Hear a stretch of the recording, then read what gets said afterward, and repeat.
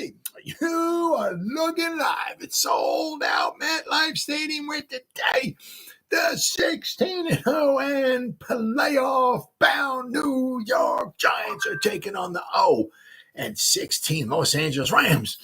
And why are the Los Angeles Rams 0-16? Because they suck. Only won one Super Bowl, and they ain't won nothing since 1951 before that. So since 1951, they've won one championship. The Los Angeles Rams suck. That's pretty bad, though.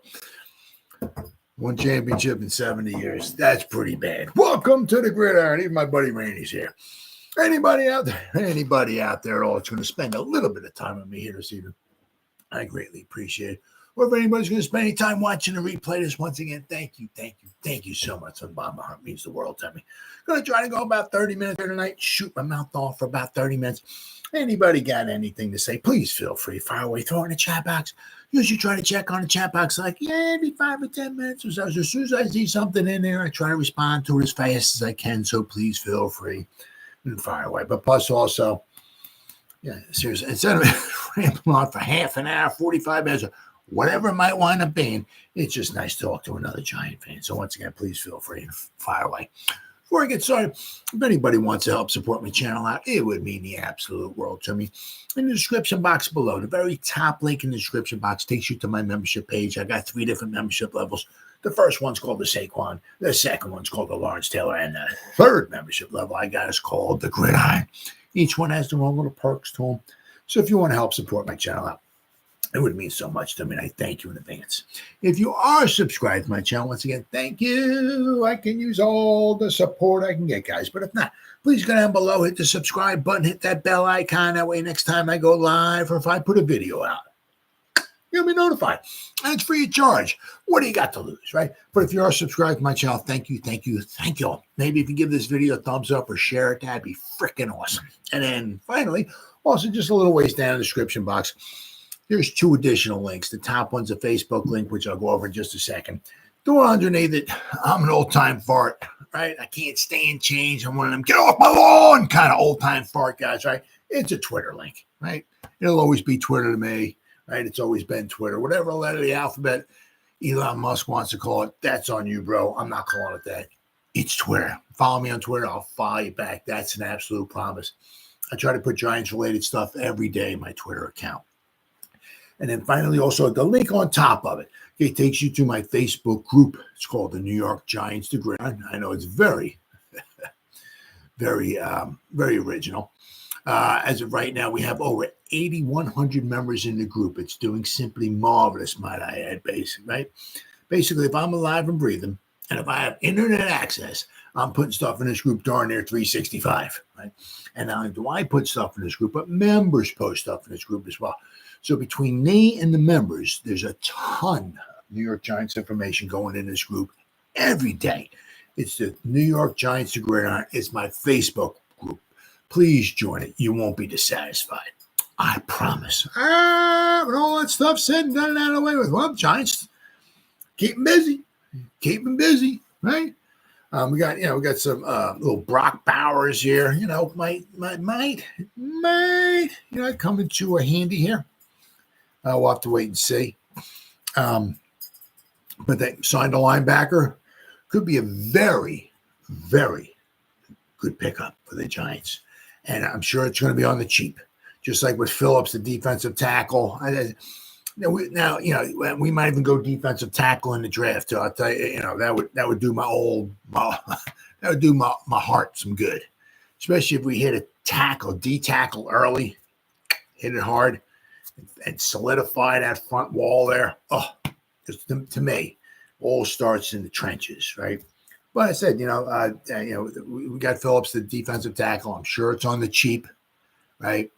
But the linebacker I'm going to go over in a little bit here. I'm sure he was on the cheap, but he could be a very, very good pickup, and I'll go over that more in a bit.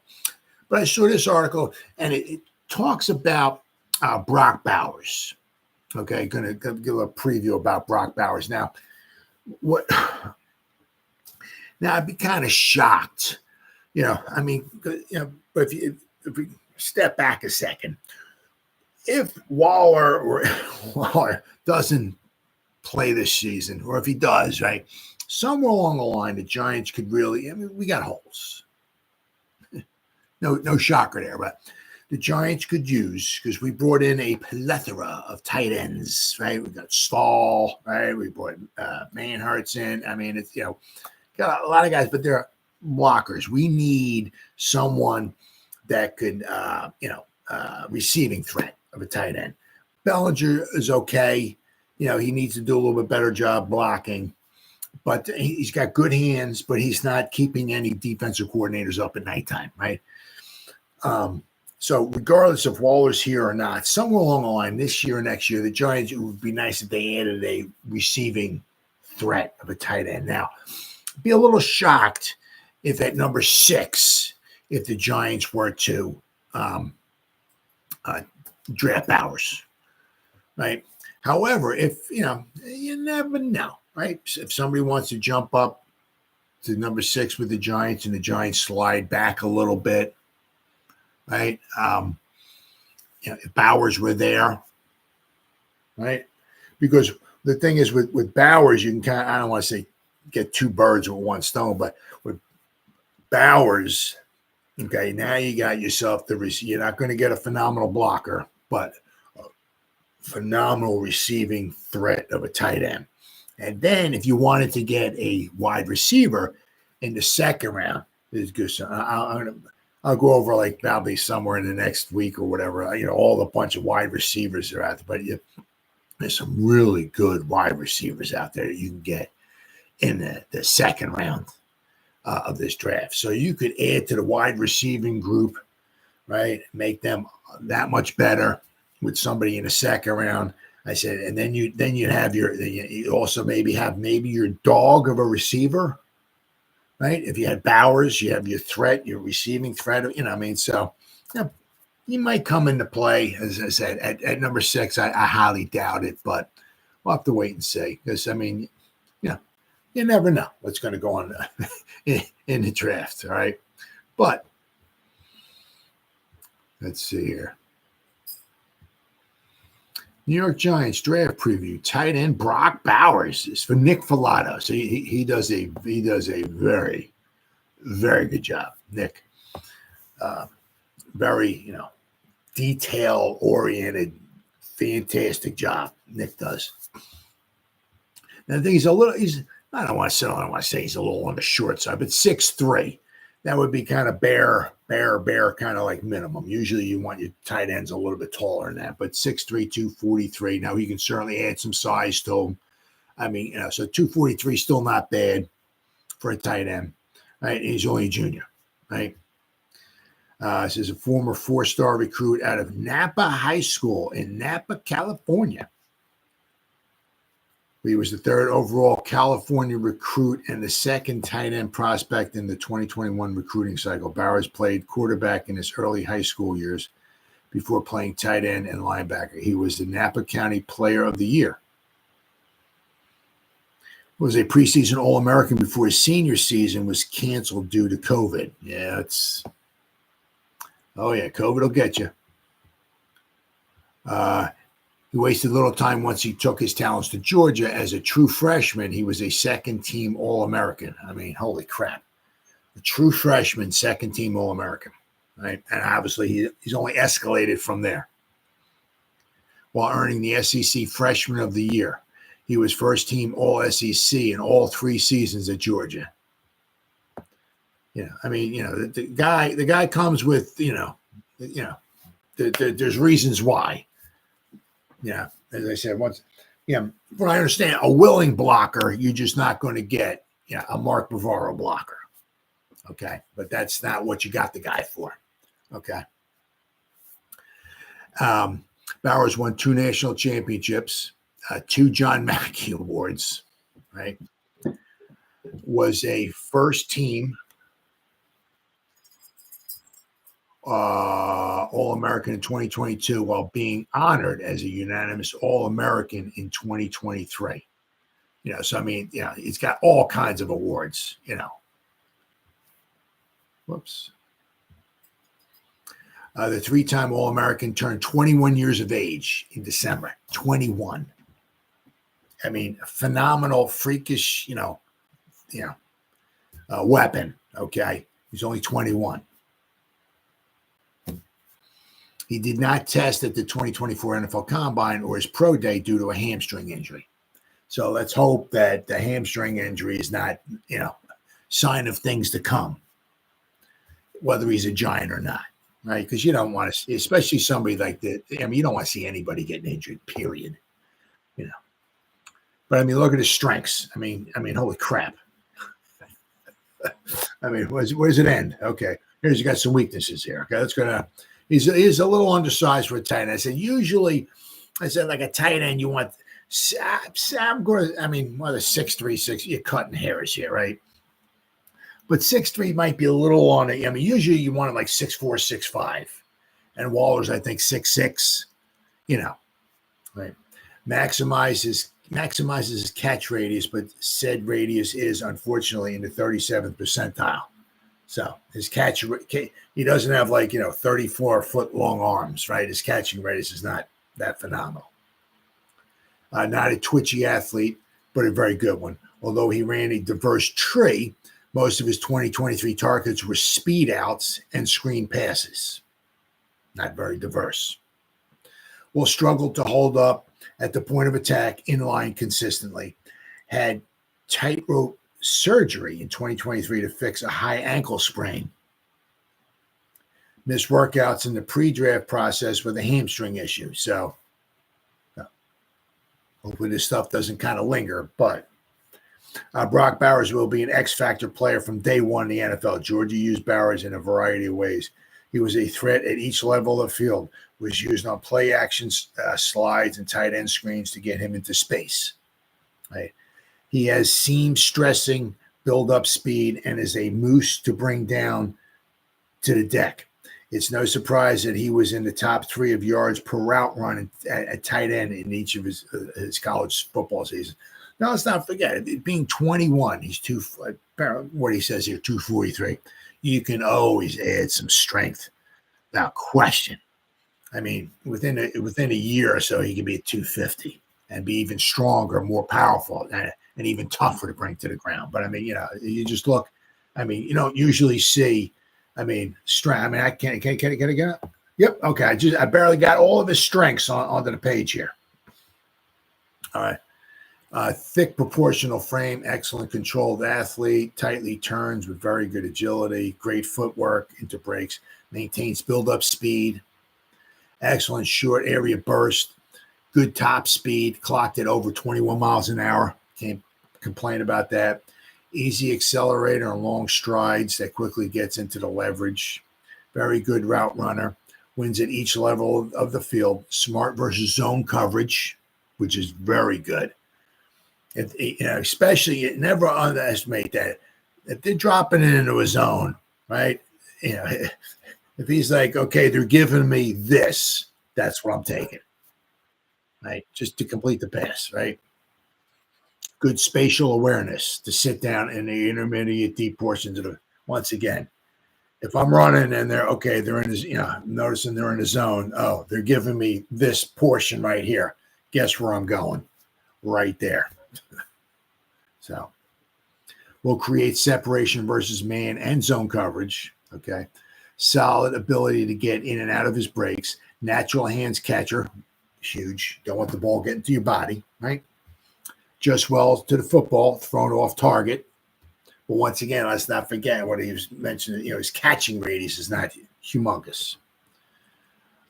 Good concentration and tracking ability. Strong at the catch point. Fights through contract. Yeah. I think that's a typo error. So basically, he's signing his contract and he'll fight through his contract, I guess. I think it's a typo error. 59% catch rate on contested catches, over 50%, very impressive. Does an excellent job securing the football and quickly getting upfield. That's good. Exceptional yak ability. Oh yeah, he's a yacker. He's a very good yacker. Runs through defensive back type of power. great contact balance, versatile tight end, can get big slot, backside X in 3x1 H back. So I mean, he's very versatile, which is huge, right? Try hard blocker with solid technique. So he tries.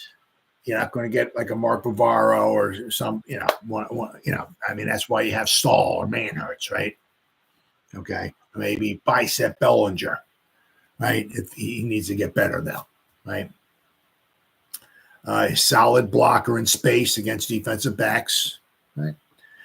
Lead blocks well with enough physicality to kick out on split zone. Great competitive toughness as a blocker. So he's got the toughness, right?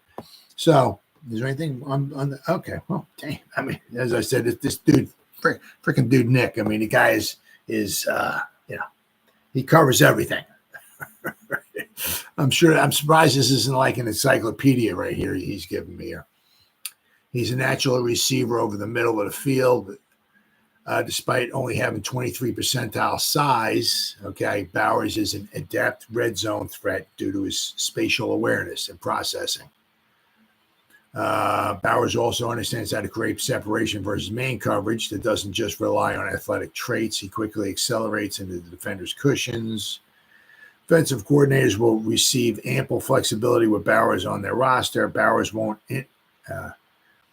intermediate defensive ends as a blocker, but he's functional enough to allow the offense to employ a 12 personnel package that will force defenses into lighter packages. He's a nightmare for defenses to deal with in motion to create desired matchups on passing downs. While he's not an inline dominant blocker, he can lose slow enough to be adequate. Plus, he's a solid, annoying blocker. So sometimes that's all you need. Sometimes, I mean, basically what you got to do is just get in guys' ways, right? Okay, Bowers may not impress with the elite size and athletic combination of recent top tight end like Pitts. But I mean, as Pitts taken off, I mean, like we thought maybe he would. However, Bowers is more of a natural receiver than Pitts, who was a good receiver in his own right at Florida. So Bowers' skill set is well worth a top 15 pick, and he should be a consistent difference maker for whoever selects him in the first round. Now, his overall grade, 7.14. So now if you look here, right, 7.14 is right here. No. Wait. 7 point, well, I don't have a 7.2.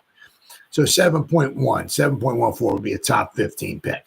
Pro Bowl talent and a day one starter.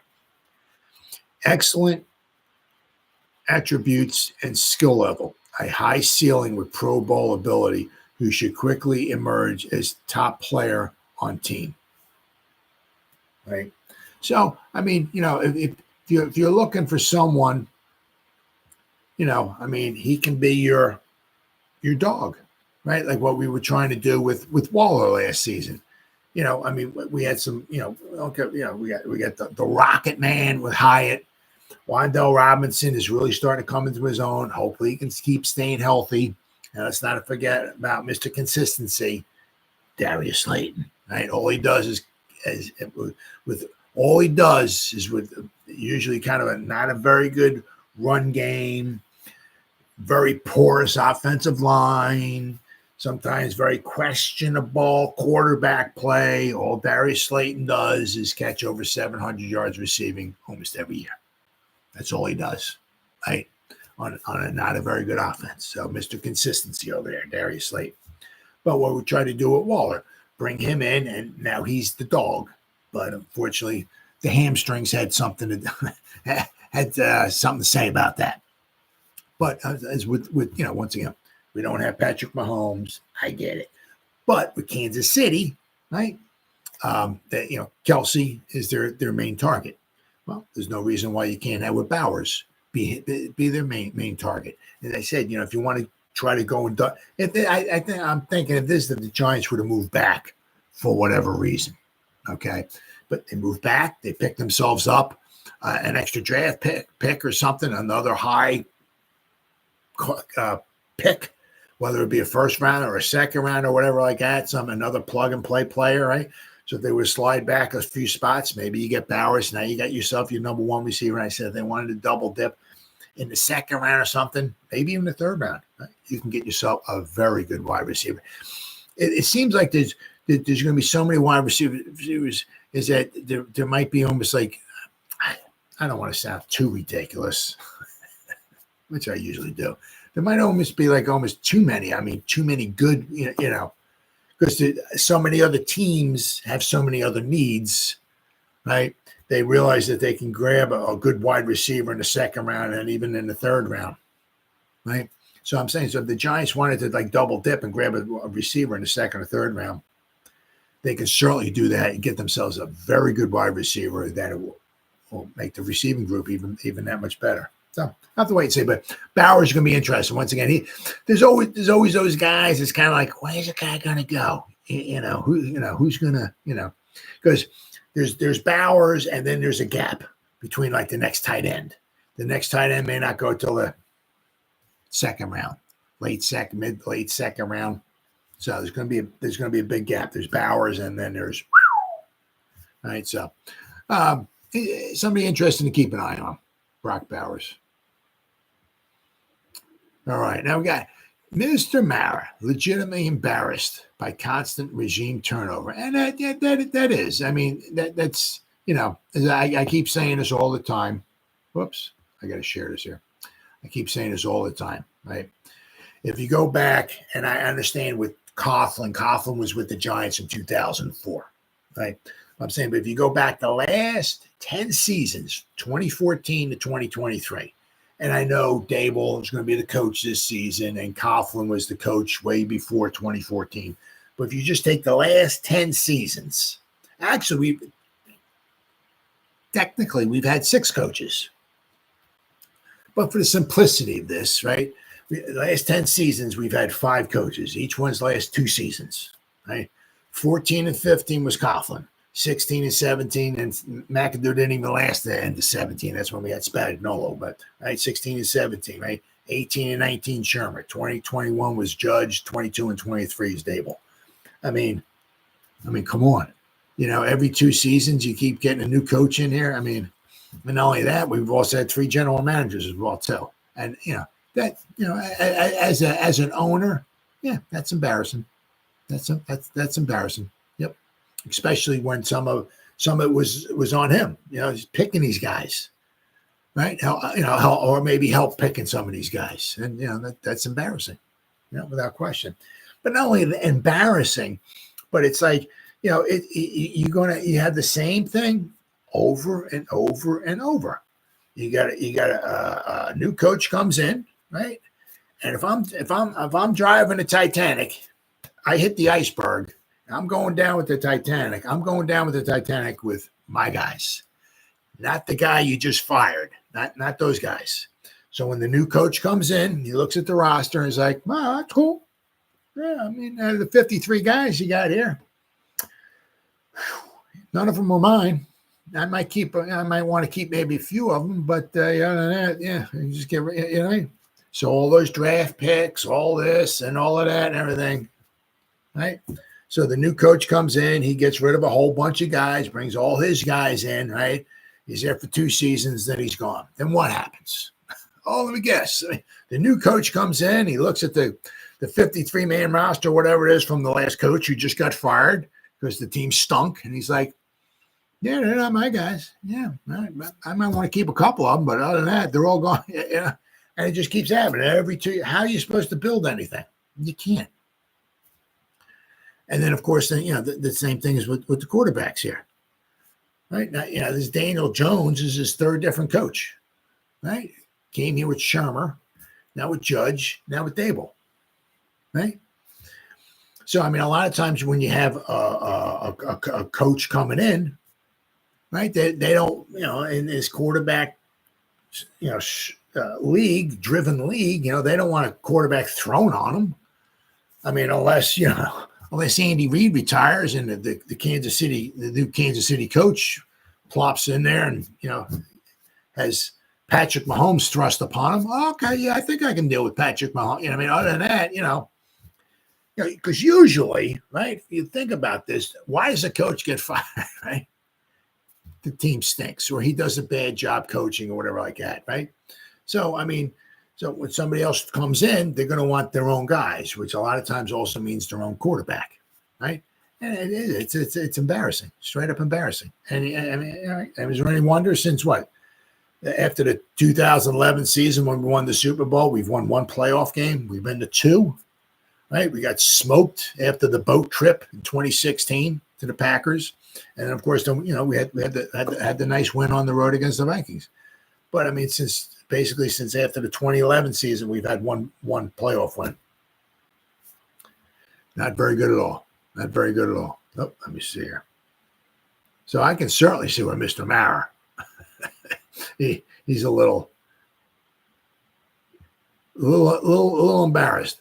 Since parting ways with Tom Coughlin following the 2015 season, there's been nothing stable about the Giants. Nope.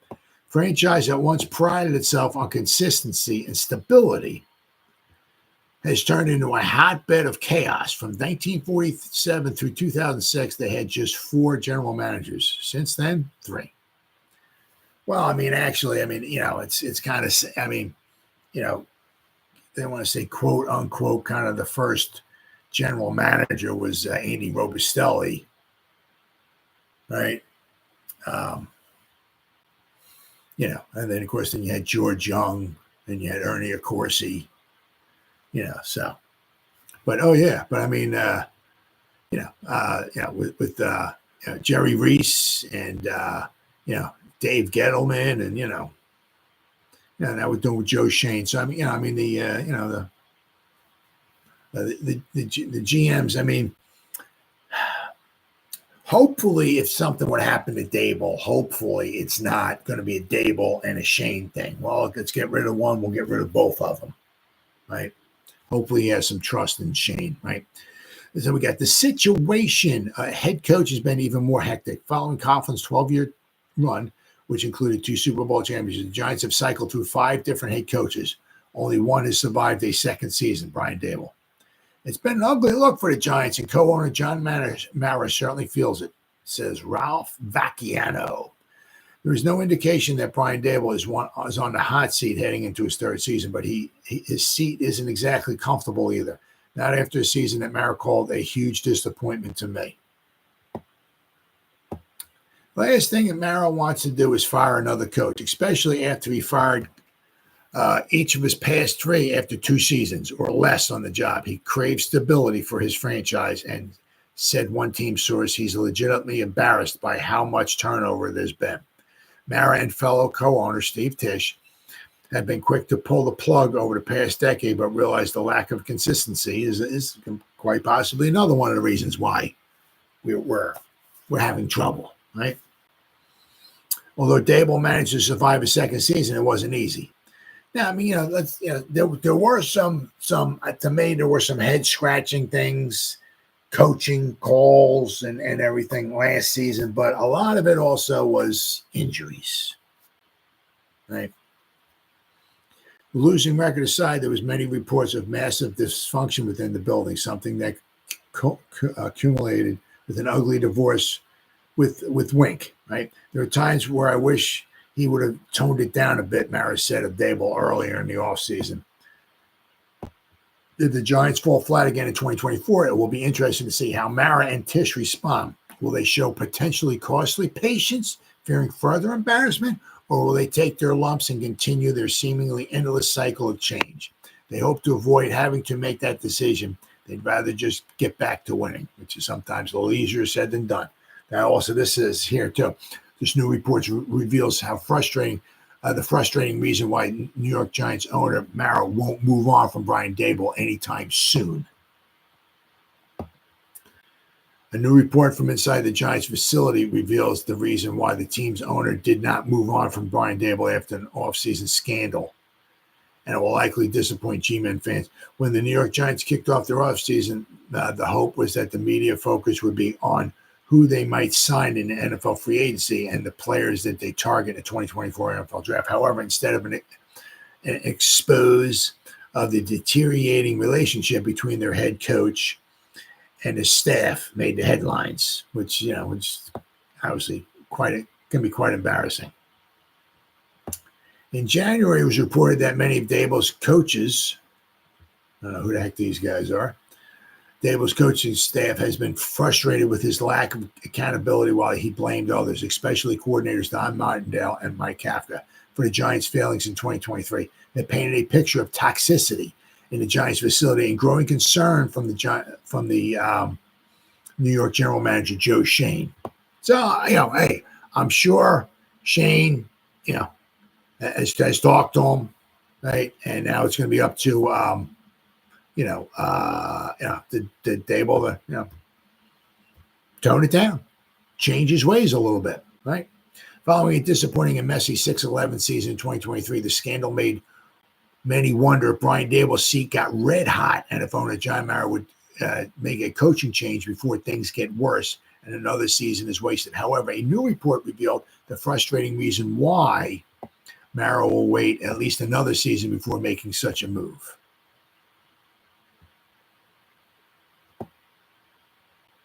Then we got the Ralph Vacchiano report again. So the last thing Mara wants to do is fire another coach, especially after he fired each of his, three coaches after two. And actually, as I said, McAdoo didn't even last the second season. Steve Spagnuolo was in there for the final 4 games of the season. So stability as a head coach has long been a preference for Mara, and the same ideal would be held by his father, Wellington Mara. Absolutely. For the sake of Giants fans, they need to hope the team can return to the level of play they showed in 2022 when they reached the playoffs and a 1 wild card round win against the Vikings. So, I got this here. I can scroll down to it.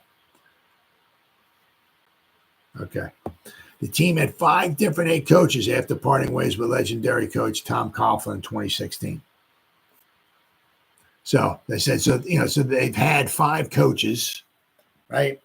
So they've had, after they let go of Coughlin, right? Daboll's their 5th coach, right? I mean, there's you can't get no continuity, right? I mean, you look at a lot of teams that have had, a lot of turnover. A lot of turnover. You look at a lot of the teams that have had a lot of problems, right?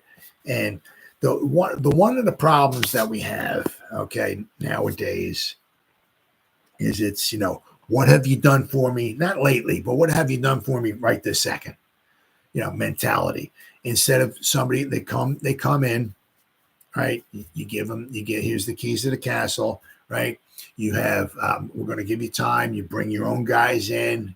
You bring some guys in, you draft guys, you develop them, we keep them, we keep moving, we keep adding pieces to the puzzle each year, right? I mean, a lot of guys, it's like, how are you supposed to build any kind of continuity or anything when every 2 seasons you keep letting guys go? How are you supposed to build a team in 2 seasons? Right. And one of the problems is, especially with the injuries that the Giants have, is some of the guys you can't even get a good, feel for, like, Evan Neal. Right.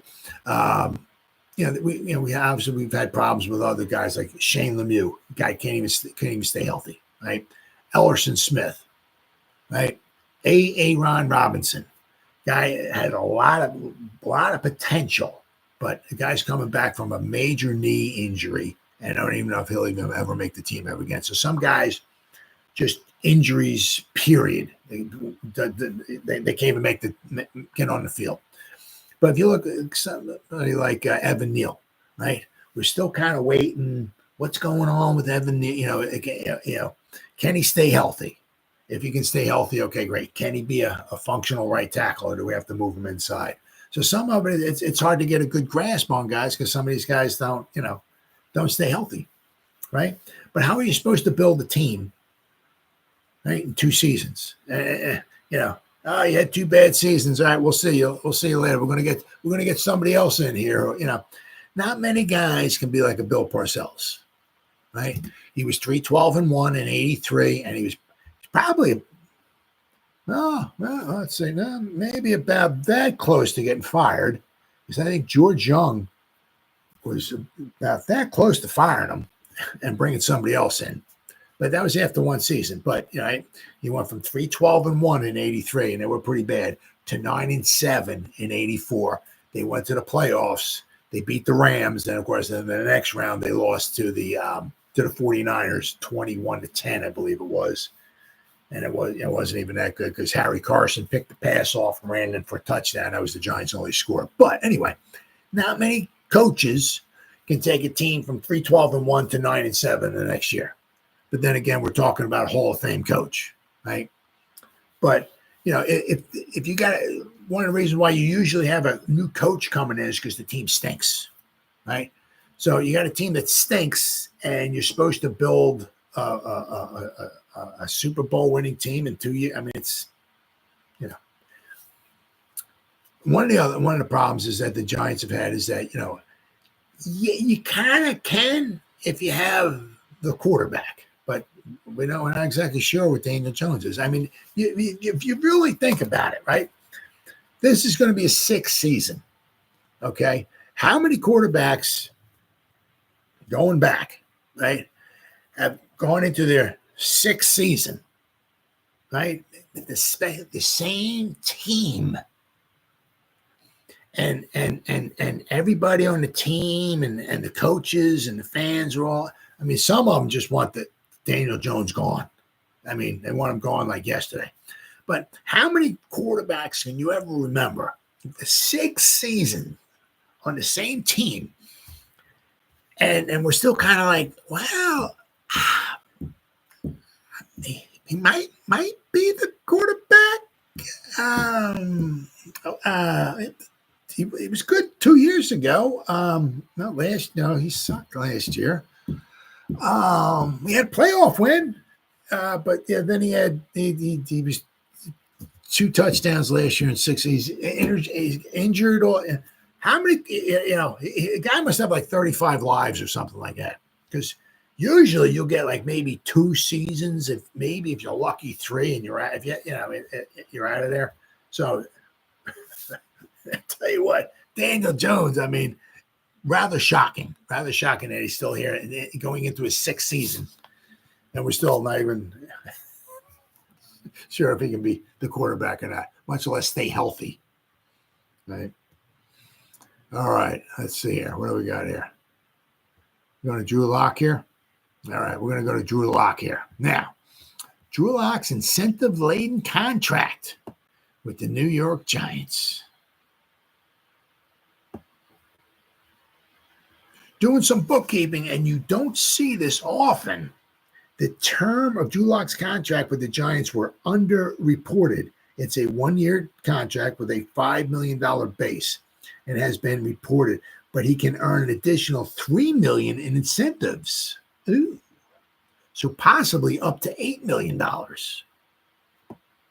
$3 million incentives are based on playing. We got to go to, I'm not going to say the word. We got to go to Twitter. There you go. All right, here we go. The $3 million incentives are based on playing time, performance, and team success. They're the exact same thresholds that Tyrod Taylor had in his contract with the Giants, and that's Tyrod's new contract with the Jets. There's $1 million for playing time, $250 for 40 to 49% of the snaps, $250 for 50 to 59, $250 for 60 to 69, and $250 for set. So if he winds up, basically Drew Lock winds up playing over 70%, I guess, of the snaps. Right. So meaning Daniel Jones would probably either have to get benched early, or once again, I don't even wish any Eagle players to get injured, or a Cowboy. Right. I despise those teams. But I'm saying if Daniel Jones were to get injured, so I guess he can earn $1 million, Drew Lock, if he plays at least 70% of the snaps. Okay. There's $1 million for performance, all with a minimum of 224 pass attempts. Right. So you figure if he plays, say, throws 30 passes a game, right? 8 times 30, that'd be 240. So he'd have to play almost half the season, close to about half the season, right? For him to get up to about 7-8 games, give or take, right? He would get $250K for 92.5 passer rating, but he has to get, once again, if he only has like 200 pass attempts, forget about it right here, right? He would get $250K for 65% completion, $250K for 15 touchdown passes and an 88% passer rating, $250K for 2,000 yards passing and an 88 passer rating, right? So, for him to get the $1 million performance, he'd have to have at least 224 pass attempts, have at least a 92.5 passer rating, at least 65% completion, 15 touchdown passes and 2,000 yards. So once again, he'd have to play about half the season, right? Then there's $1 million for playing time and team performance. So he gets $500,000 for 50 to 69% of the snaps and the playoff berth. Got to put that in there, right?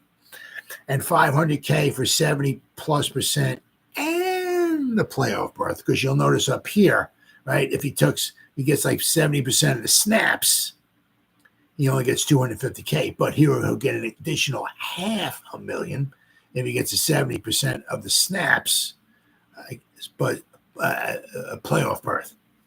So it's got some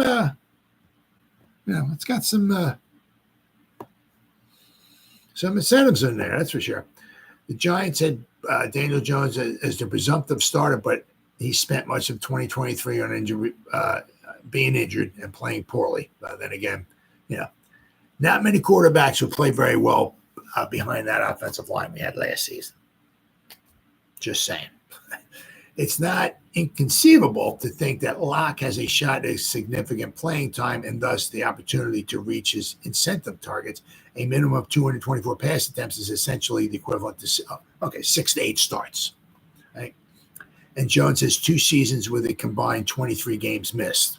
So you tell me I got a chance. So basically, if Daniel Jones misses half this season, right, Drew Lock will probably be in there in the other half. So Drew Lock will have a chance.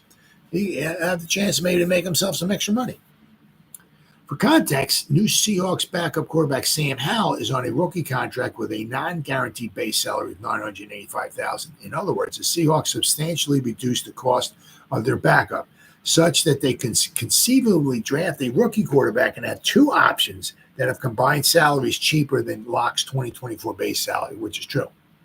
I mean, that's the beauty of taking a quarterback and getting him on a rookie deal, especially not even a first-round pick, a second or third round, or even a fourth-round quarterback. Having him on their rookie deal. Cheap. That way you can bring in so many other players, right? Because once the quarterback's going to want 40, 50 million plus or whatever, you can say bye-bye to a lot of those stars, right?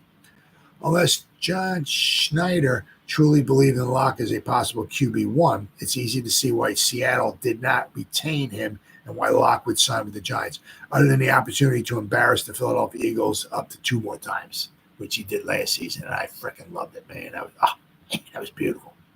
Absolutely beautiful. Drew Lock's contract with Giants contains surprising detail. Ooh. He's probably going to say the same thing. He may not have signed to take Daniel Jones' job, but Drew Lock will still want to get on the field for the New York Giants based on a surprising underreported detail in the backup quarterback's contract. The information comes from Dan Dugan of The Athletic. He reported the terms of Drew Lock's contract with the Giants were underreported. It's a 1-year contract with a $5 million base salary, once again, as we just went over. But he can earn an additional $3 million. So he can earn up to $8 million this season. Right? Okay, I went over that. So, I mean, it's not quite not quite crazy that Drew Lock, right, won't get a chance because the way Daniel Jones, is with his leg, but if he takes another shot into his neck, you got to kind of wonder how many more shots Daniel Jones or how many more injuries he can sustain to his neck area and still continue to not even play, but also maybe function. You get one thing going wrong back here. One, the disc or something like that. They start pinching nerves off or whatever. That's something I want to play around with. Drew Lock has a strong case to start. Contract details like this only add to the buzz Locke might start during his first season since arriving at Seattle. There's a strong case based on previous comments from Seahawks general manager John Schneider, who revealed the Giants sold Locke on the chance to compete for the starting job before acquiring him. It also seems like the Giants were determined to have a starter-ready backup on the roster one way or the other. Taylor revealed Big Blue indicated a willingness to bring him back before the 34-year-old joined the Jets. The one thing that I love Tyrod. So happy we had him on our team, for the 2 seasons, and I'm a little bummed out that maybe we didn't bring him back. The problem with him is almost the problem with Daniel Jones, injuries. The guy's, unfortunately, is just he gets injured too much. It's a shame because he's a decent quarterback. Not quite. He's your backup quarterback. That's fantastic. Taylor was solid when stepping in for an injured Jones last season, throwing for 1,341 yards and 5 touchdowns in 11 appearances, including this scoring strike against the Eagles in Week 18. Oh, but hey, let's watch it, especially it's against the Eagles. Come on, baby. Come on, Tyrod. You the man, baby. There you go. Oh, yeah. Oh, yeah. Eagles suck. Eagles suck. You know it. Oh, yeah. Way to go, Tyrod. Taylor made the throw on the run after escaping pressure. He showcased the kind of mobility, accuracy, and sound decision-making head coach Brian Dable and offensive coordinator Mike Kafka want from this starting signal caller. Locke can make similar plays with his arm and feet, just like he did during the 2017 win over the Eagles in Week 15. I love that one. 27-year-old went 22 out of 38 for 208 yards, but played his best football in the fourth quarter per numbers. So in the fourth quarter, Locke was against the 8 out of 14, 112 yards, 1 touchdown, and 0 interceptions. But to be fair, the Eagles defense is not super spectacular. All right. That was their Achilles heel last year. Their defense was not very good. Locke possesses the raw talent to step into the breach and win if Jones continues to struggle. Safeguarding against those struggles has been a theme for the Giants this offseason. Giants prepared for transition from Daniel Jones. Yeah, Jones couldn't protect the football nor stay healthy last season, despite being handed a 4-year contract, a neck problem followed by the torn ACL, limited to just 6 games. A 1-5 record with those starts, along with mere 2 touchdown passes in 6 games. Whew, that's painful. Compared to 6 interceptions means Jones can't be assured of his status as the Giants' main man. Absolutely not. Not when an increasing number of signs points to the Giants being prepared to select a quarterback in the 2024 NFL draft. Absolutely not. Now, so you have to, don't be surprised if they don't take a quarterback because, I'm not sure if they're totally sold on Tommy Chicken Cutler Parmesan, right? So, but if they take themselves, I said just saying Penix or Nix or Rattler, one of those guys or one of the other guys, and get them in there and develop them, right? Obviously Daniel Jones's time might be very limited with the Giants because let's not forget when Shane and Dable came here, Daniel Jones was the quarterback. They didn't bring him in. He was the guy though. So we'll have to wait and see. But now we talk about the linebacker. And this could be a very, very, very good. Matthew. Oh, my bad. I got to keep sharing my screen. Sorry. Matthew. Bam. There he is. Matthew Adams signed. Oh, yeah. The dude looks like a football player. Now, he's not going to be, he's the linebacker, right? So we're not going to be, oh, man, he's the next. Yeah, we got Bobby Okereke, got to take a breather. This guy's coming in. He's going to tear up the now. But this guy is very good on special teams. A lot of special team snaps. They've signed veteran linebacker Matthew Adams. He's only 6 foot tall, but 230 pounds. Houston product, has played 85 games and made 13 starts for the Browns, the Bears, and the Colts. who originally selected him in the 7th round of the 2018 NFL Draft. His career numbers include 98 total tackles, 8 tackles for loss, 2 forced fumbles, and a fumble recovery. Adams has also appeared in 4 postseason games, including 1 last season with Cleveland. 2023, Adams suited up for all 17 games and led the Browns with 435 plays on special teams. That's a lot of snaps on special teams, where he forced a fumble on the Jets' kickoff return during a Week 17 victory. Prior to the NFL, Adams played in 48 games across 4 seasons as a linebacker at the University of Houston and was named to the American Athletic Conference All-Academic Team. But we got right here, right? I mean, this is what he's done. Last season, he graded out of 80 according to PFF. That's all I'm going by.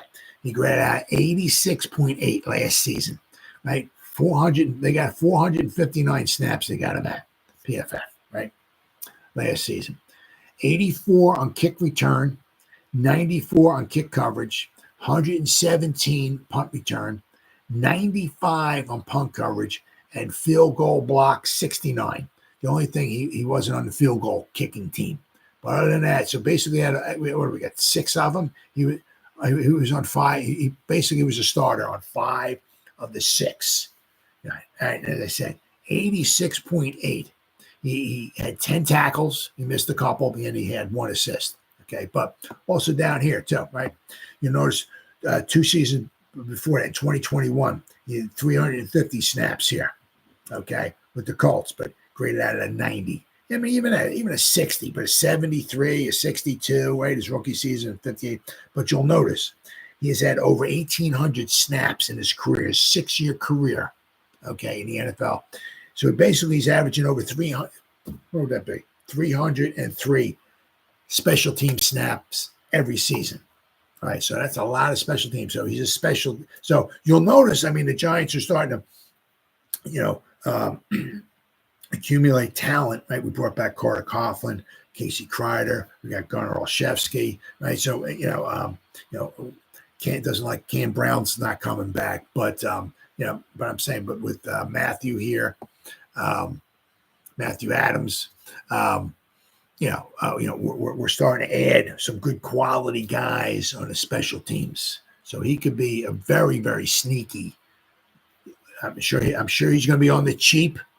It's not going to be I don't know what the contract is, but I'm sure it's not 3 years, $17 million. I'm sure we're getting him on the cheap. Okay. But I said, but if you look here, his defense, right? His defense is great. Okay. Last season, he had 96 total snaps on defense, right? He graded out of 44.2. 46.2 on run defense, 29.5 tackling, 73.2 pass rush, and a 44.1 in coverage. So, without question, if he's on the team, right, especially for special teams, if you got to put him in, he's some depth, right? Just don't expect the world from him, okay? But I mean, if you look here, right, what we got here? Chicago, he played 189 snaps, but you'll notice, right, he's only had 619 defensive snaps in 6 seasons. There's a reason why, because he's a little bit of a liability, right? Now with Chicago, he had 189 in 2022. He graded out pretty good for them, okay? But other than that, he graded out of 60, but he only played 2 snaps, right? But you'll notice here, his first 2 seasons, he graded out of 44.7 and 52.4. His coverage, he's not much of a guy in coverage. His tackling has been, kind of susceptible, right, to missing some tackles. So if we have to put him in, on the field, he can certainly play in the field without question. It's just that you're going to take a little step back, right, as far as production, right, in the linebacker, right. But as I said, special teams. You'll notice we're starting to accumulate some real good. We brought back Darnay Holmes, right? Darnay Holmes did very good last season for the Giants as a gunner. So we're bringing back some guys who can play special teams for the Giants, right? Very, very good. And I said, somebody like him, right? If he makes the team, he'll be some depth, but he'll be very, very good on special teams. So very, very, very, very. I don't want to say a diamond in the rough, because it's not like, oh, we're getting this guy cheap and man, this guy's an unbelievable linebacker. No, but, he'll probably be very good on special teams. And that's something, you can never underestimate, right? And then finally, I want to also look at some of these with the guards. Now, I'd be kind of shocked here, okay, if the Giants to take a guard. Now, because we brought in so many guys, right? Schlutman, right? Stinney, Runyon, Luminor, right? We got Zudu and McKeithen, right? Guys coming back from injury. We got a lot of guards, right? We still got to figure out what Evan Neal is. Can he stay healthy? If he can stay healthy, okay, great. Cool. Can he function as a right tackle? If not, he's going to be pick number 7 overall in the NFL draft. I can count. Pick 7 overall in the NFL draft, and he's going to be a guard. They're going to move him into guard, right? So, and then probably maybe slide a Luminor out to tackle, okay? But we got a lot of guards. What we also kind of need to do is, and we have other holes to fill as well, too. But I'm kind of thinking is like all the guys we brought in. Now, that certainly does not mean the Giants won't draft an offensive lineman, especially if they see somebody in the later rounds, 4, 5, or 6, because we only got 6 picks, right? They see somebody, this guy, I'll tell you what, this guy from wherever, Carmen Basila sees something in the guy, and if he sees a guard or center or something in the 5th round, it's like, that guy's pretty good. Why don't we get him? I can develop him. We can let, when the Luminor's gone, and this guy, whatever's gone or something like that, we can put this, I can probably get this guy, and it'd be cheap, I can see that without question. But to take somebody in the first few rounds on the offensive line, I'd be rather shocked. Because all the guys we brought in, as I said, 4th, 5th, 6th round, I could see that. 1st, 2nd, 3rd round, because all the holes we have, I'd be rather shocked if we wind up taking an offensive lineman. Because because after the season's out, let's see what Priscilla can do, right? And you want to smoke to clear, dust to settle, and all that, and let's see what we got. Because we don't know what we got with McKeithen. We still don't know what we got with Azudu. We still don't know what we got with Evan Neal. Right, so but we got a lot of bodies. But if you look at the guards here, in the top, there's, according to PFF, that's all I'm going by. All right, there's not a ton of them in the first 5 or 6 rounds. That once again, according to PFF, that's all I'm going by. Right. So if we look here, all right, I think it's the top 200. Like the first one they got here is according to guards. Okay, just guards, right?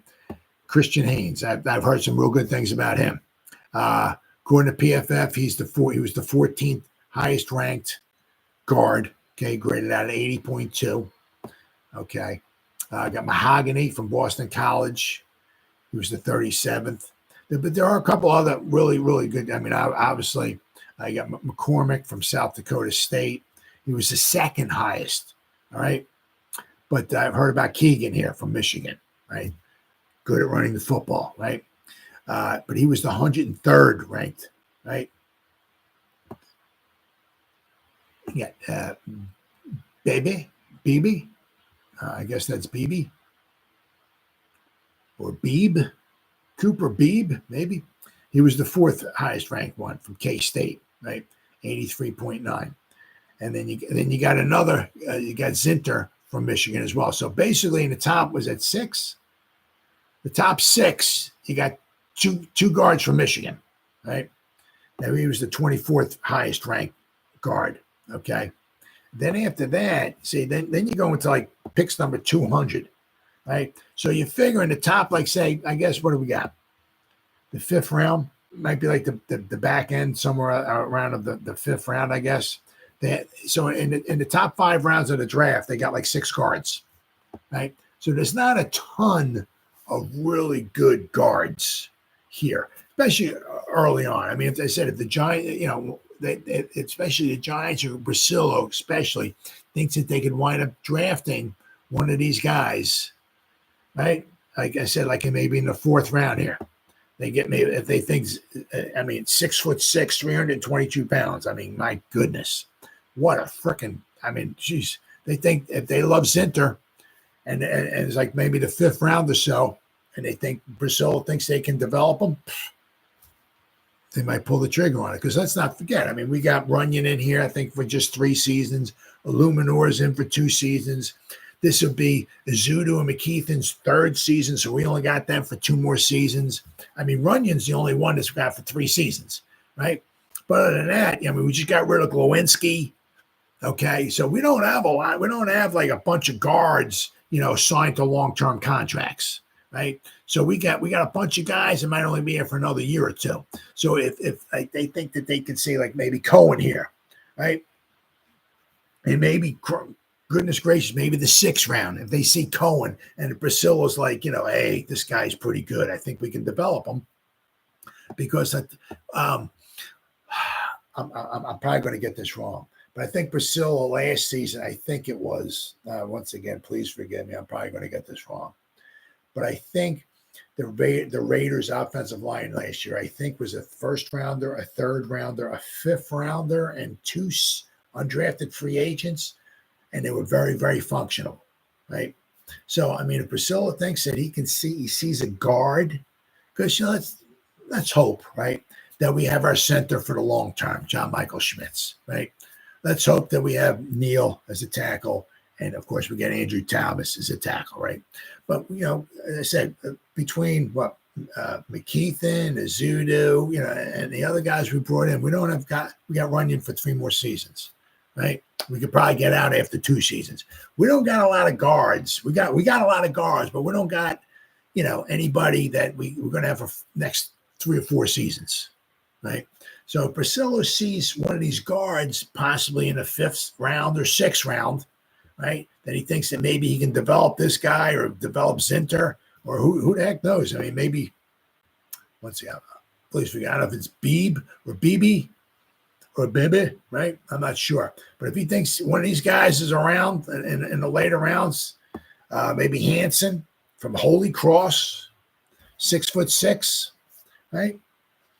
And he thinks he can develop them and they can take them in one of the later rounds. Don't be surprised if they don't do something like that. I would just be very shocked if the Giants took somebody, obviously, in the first 3 rounds, basically because, obviously, as we know, we have so many holes, right? Now, what do they think about the safeties, right? Do they think, are they happy with Javarius Owens, Belton, Pinnock? Are they happy with that? Do they want to add maybe a safety in the later rounds just to add a little bit of depth? Or do they want to, maybe go and get a 2nd or 3rd round safety, maybe to be a starter? Who knows? We need a cornerback. Definitely need a cornerback. I would like to see a defensive tackle. We need a wide receiver without question. The Giants are probably going to grab a quarterback, right? So we got some holes. So those holes there are going to make it where the Giants are going to try to draft those guys, obviously, in the first few rounds, first 2-3 rounds. I would be shocked, if they're going to grab any offensive lineman in the first 3 rounds, especially because if we don't know what we have. We brought so many pieces to the puzzle in, we don't know whether they're all going to fit, right? So look for that. As I said, if Priscilla thinks he can work with one of these guys and develop them in the years to come, absolutely. They can certainly grab a guard or maybe even a tackle in the later rounds as well, too, but just not early on. All right, guys, it's been 1 hour and 3 minutes. Whoever spent any time listening to me live, thank you. Or if anybody's going to spend any time watching the replays, once again, thank you so much from my heart. It means the world to me. Thank you, guys. You guys freaking rock. So always, you guys stay safe out there and go Giants. Woo! Oh, yeah.